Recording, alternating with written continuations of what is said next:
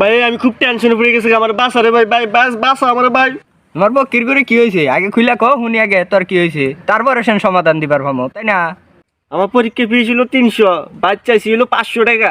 কাম বানাই নইছো তুমি এখন বুঝোগা তুমি 500 টাকা চাইছো এখন তুমি বুঝোগা। টেয়া তো আমার দেয় নাই, আব্বা গেছে হলো পরীক্ষা ফিস দিবা নিগা। ও এবার ঘটনা তাহলে এখন কাকা তাহলে পরীক্ষার ফিস দিবা নিয়ে গেছে না, তাহলে এখন তুমি পোট মারা খাওগা আমার কি? এখন কাকা বুঝবনি প্রিন্সিপালের হাতে কথা কয়ে থাপ দিবনি তোমারে দইরা, তাই আমারে কবার আইছো কে এখন? ভাই আমার তো এখন টেনশনে মরবার মন যাইতেছে। এখন তো মরবাই তুমি, তা মরবা কবে? ফাঁসি টাসি দিবা, বিষ টিস খাবা, মরলে পরে আমার ফয়তার দাওয়ারটা দিও আপাতত, মেলা দিন ধরে গোস্ত ভাত খাই না।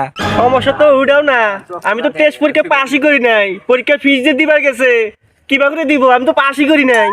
ও তাহলে সমস্যা নাই, তোমার বোধ মারছে আমি যে উত্তর পাড়া গুরস্থানে গেতাছি যাই এখন তাহলে তোমার নিকে একটা কবর বুকিং দিয়ে আহি আমি নাকি কও? তোর মরা নিকে প্রস্তুত নাও, এখন আর বেশি কিছু চিন্তা করে লাভ নাই তাহলে তোমার।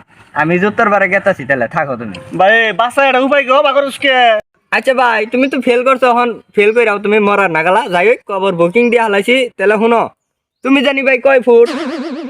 না না না তোমার ওই যে কবর খুঁজো নাকবো না, কবরের মাপজুপ নাকবো, এটা মাপজুপ আছে না, তুমি কয় ফুট এটা কয়ে দিলেই তো হয়। তোমার কাপড় কিনা নাকবো, তুমি এখন কি করবা? বাইসা থেকে তো লাভ নাই, কাকা তো তোমার ভাই মেরে হালাবো, তার আগে তোমার এটা মাপজুপ আছে না।